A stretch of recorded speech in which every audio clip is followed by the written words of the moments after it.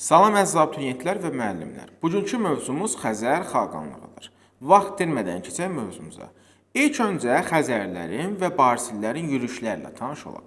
Deyir ki, 198-ci ildə Xəzərlərin və Barsillərin birləşmiş qüvvələri Dərbənd, yəni Çola qapılarını, sonra isə Kür çayını keçib onun sol sahillərinə səpələndilər. Və deyir ki, artıq bu dövrdə Ərdahandan Gəncəyə, Tiflisdən isə İrəvana qədər əhatə olmuş yerlərdə Qara Papaq adıyla tanınan Barsillər 2-3-cü əsrlərdə böyük yürüşlər nəticəsində buralara yerləşmişdilər. İndi isə gələk Xəzər xaqanlığının yaradılmasına.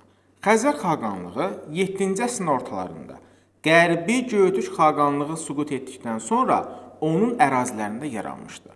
Buna görə də Xəzər xaqanlığı Qərbi Göytürk xaqanlığının varisi hesab olunur. Xəzər xaqanlığının yaradılmasında Xəzər, Barsil, Sabir və başqa türk tayfaları da iştirak etmişdilər. Və xaqanlığın paytaxtları bunlar olmuşdu: Bələncər, Səməndər və İdil şəhərləri. Yenidən təkrarlayıram, Xəzər xaqanlığının paytaxtları Bələncər, Səməndər və İdil şəhərlər olmuşdu. Və deyək ki, Xəzər xaqanlığında birinci şəxs Xaqan, ikinci şəxs isə Xaqan bəy idi. Və əhalinin əksəriyyətini Xəzər türkləri təşkil edir, dövlət dili isə türk-Xəzər dili olmuşdu. Xəzər xaqanlığı Böyük Bulqar dövləti zəiflədikdən sonra onun ərazilərinin çox hissəsini ələ keçirdi. Sasanilərin Azərbaycanda, eləcə də Cənubi Qafqazda möhkəmlənməsinə imkan vermədilər. Ərəblərin Dərbənddən şimala və Şərqi Avropa yürüşlərinin qarşısını almışdılar. Elə bu səbəbdən də 8-9-cu əsrlər Şərqi Avropada Xəzər asayişi dövrü adlanır. Xəzər asayişi dövründə Slavyan qəbilələri Xəzər xaqanlığının icazəsi ilə Desna və Dnepr çayları arasındakı ərazilərdə yerləşdilər.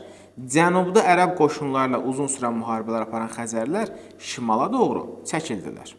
Və buradakı meşələrdə yaşayan şərq Slavyanları Xəzərlərə tabe olaraq vergi verməyə razı oldular. Digər türk dövlətlərində olduğu kimi Xəzərlər də dövrümüzə qədər gəlib çatan böyük şəhərlər salmışlar. Bu şəhərlərin əhalisinin əsasını türklər təşkil edirdi. Xəzər xaqanlığında iqtisadiyyatın əsasını əkinçilik, maldarlıq və sənətkarlıq təşkil edirdi. Və deyir ki, gömrükdən və tabe edilmiş xalqlardan alınan vergi hesabına güclü ordu qurmuşdular. Artıq 8-ci əsrdə Xəzər xaqanlığında Musəvilik, yəni Yəhudilik dini dövlət dini elan olundu. İndi isə gözəl insanlar Xəzər xaqanlığının süqutu ilə tanış olaq. Xəzər xaqanlığının zəifləməsinin səbəbləri bunlar olmuşdu.